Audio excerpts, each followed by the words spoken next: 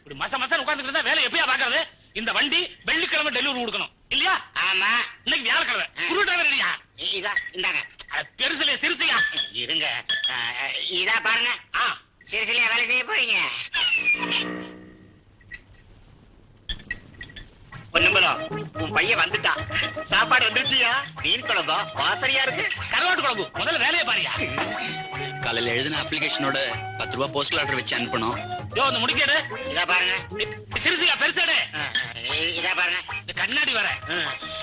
சிறுசு கட்டா பெருசுங்க, பெருசு கட்டா சிறுசுங்க. ஒண்ணும் புரிய மாட்டேங்குது. ஒரே குழப்பம். எதை எங்க வச்சா ஒண்ணு வர்ற சம்பளத்துல பாதி அப்ளிகேஷனே முழுங்கிருது. ஏங்க, படிச்சவங்களுக்கு ஏதோ ஆபீஸ்ல பதிவு பண்ணா வேலை கிடைச்சிரும் சொல்றாங்களே, வேலை கிடைச்சதா? பதிவு சீட்டு தான் கிடைச்சது. அங்கெல்லாம் சம்திங் கொடுத்தாதான் அங்கிள் காரியமே நடக்கும்.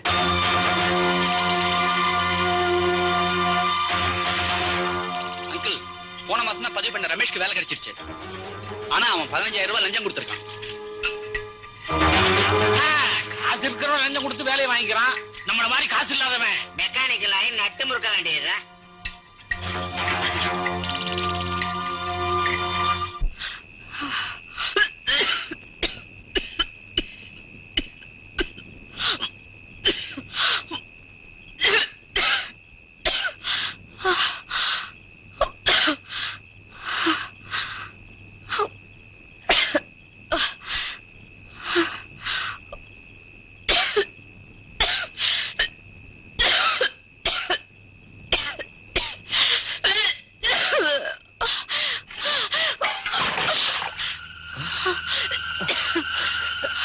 அம்மா, அம்மா, என்னமாச்சு?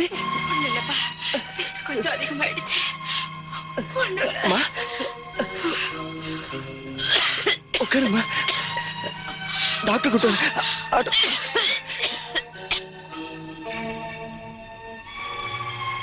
Auto auto. எங்க அம்மா ரொம்ப சீரியஸா இருக்காங்க. ஜிஹெச் போனோம், வரீங்களா?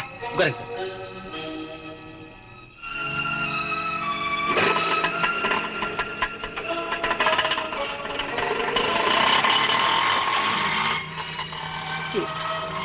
எனக்கு இப்ப ரொம்ப நிம்மதியா இருக்குப்பா.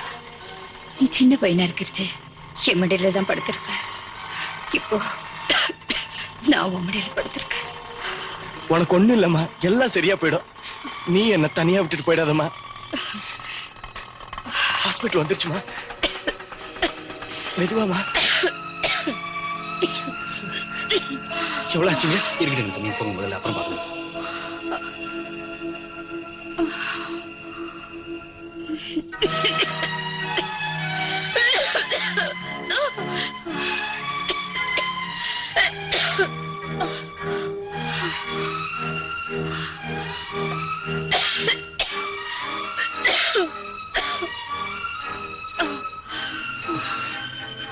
சார், சார்,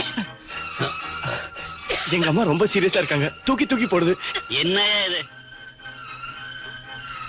சரி, இந்த ஃபார்மை ஃபில்அப் பண்ணி கொடு.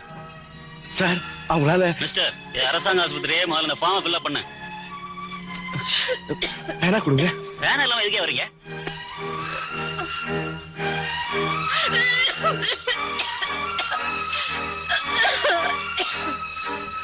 இந்தாங்க சார்.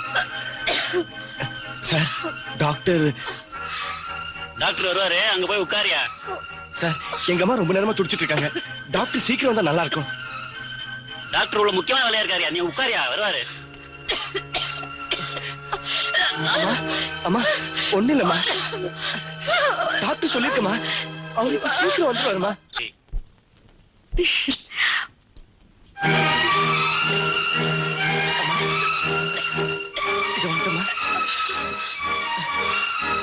சார், சார், எங்க அம்மாக்கு ரொம்ப தூக்கி போடு சார். டாக்டர் வந்து சீக்கிரம் வந்துட்டா நல்லா இருக்கும் சார். யாரையா புரியாத ஆளா இருக்க? வெட்ட வேண்டிய வெட்டு, டாக்டர் தன்னாலே வருவாரு. என்ன வெட்ட வேண்டியதா? என்ன இது சுத்த விவசாய கட்ட ஆளா இருக்க? சரி, பையில எவ்வளவு வச்சிருக்க?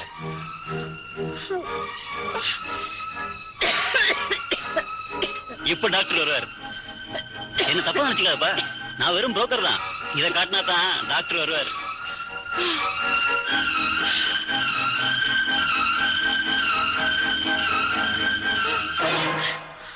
நான்சென்ஸ். எத்தனை தடவை சொல்றீங்க கதவை தட்டிட்டு உள்ள வான்னு?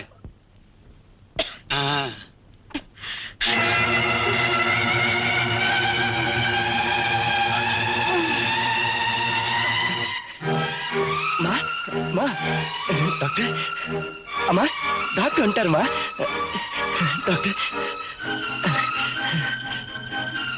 அம்மா பாடியை கிளியர் பண்ண ஏற்பாடு பண்ணு டாக்டர் மா மா மா டாக்டர் மா இங்க பாருமா மா மா மா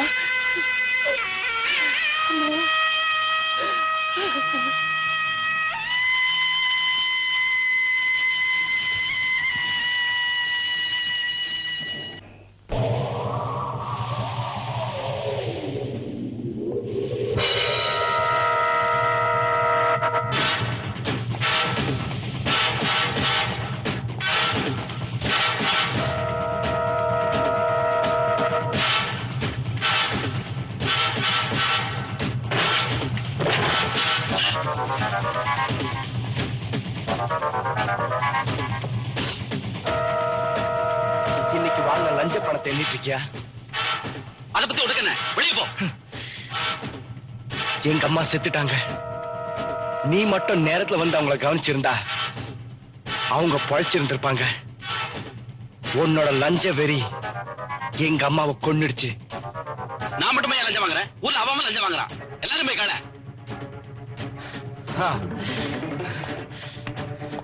கேட்கத்தான் போறேன், எல்லாரையும் கேட்கத்தான் போறேன். முதல்ல உன்கிட்ட இருந்து ஆரம்பிக்கிறேன்.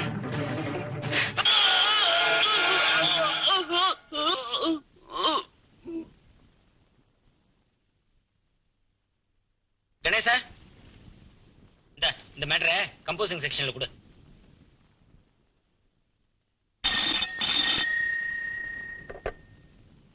Hello, Viswanathan here. உங்களை பத்தியும் உங்க பத்திரிக்கையோட நேர்மையை பத்தியும் நிறைய கேள்விப்பட்டிருக்கேன். சரியா, அதுக்கு என்ன இப்ப?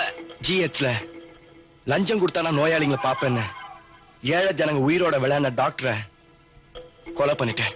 வாட்? கொலையா? ஆமா சார். இந்த மாதிரி 1-2 பேரால டாக்டர்களுக்கு இருக்க நல்ல பேர் கெட்டு போகுது. என்னையா சொல்ற நீ? இனிமே யாராவது லஞ்சம் வாங்கினா அவங்களுக்கு இதே கதிதான். இதையும் நாளைக்கு உங்க பத்திரிக்கையில போடுங்க.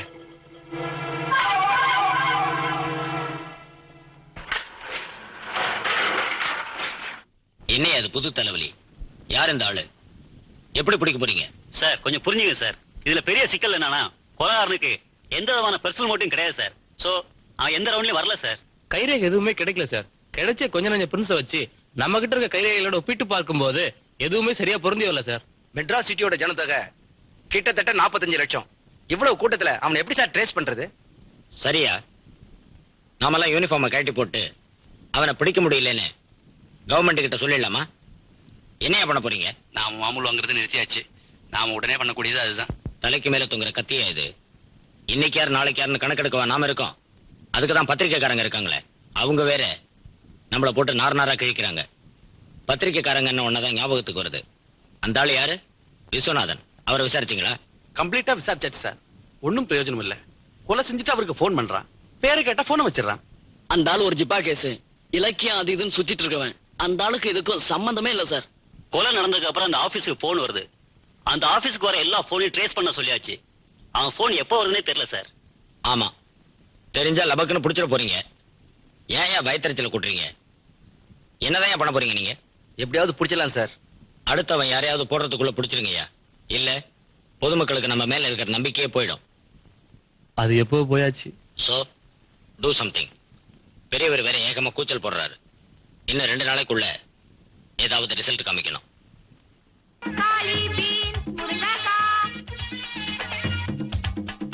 ஏய், இங்க வா.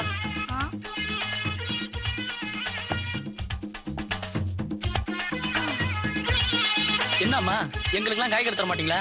நாங்கெல்லாம் சாப்பிட வேணாமா? நீ முழிக்கிற முழியே சரியில்லையா? சரி சரி, என்ன அவனு சொல்லு. நீ என்ன வச்சிருக்கியோ அதெல்லாம் 2 கிலோ போடு.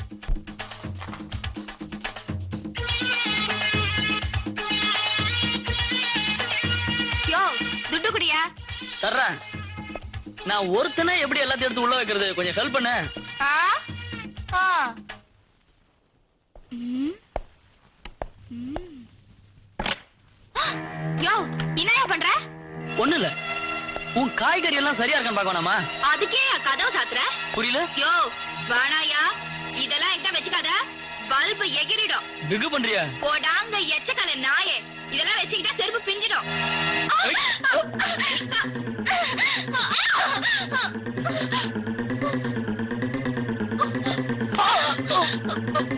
ஏயா, எங்க சேரி ஜனங்களுக்கு சொல்லி அவனை என்ன பண்ற பாரு. உன்னை விட்டாதானடி.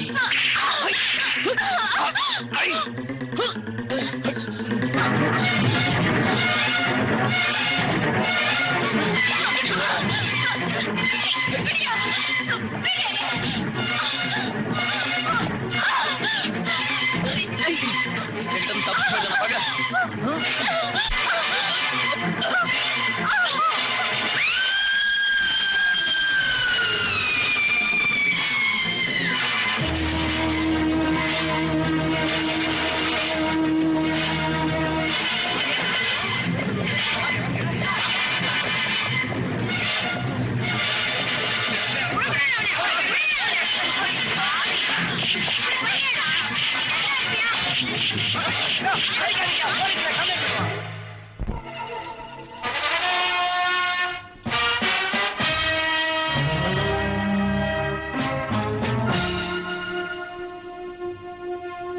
செல்வி மாடியிலிருந்து விழுந்த பிறகுதான் பொதுமக்கள் மாடியை நிமிர்ந்து பார்த்திருக்கிறார்கள்.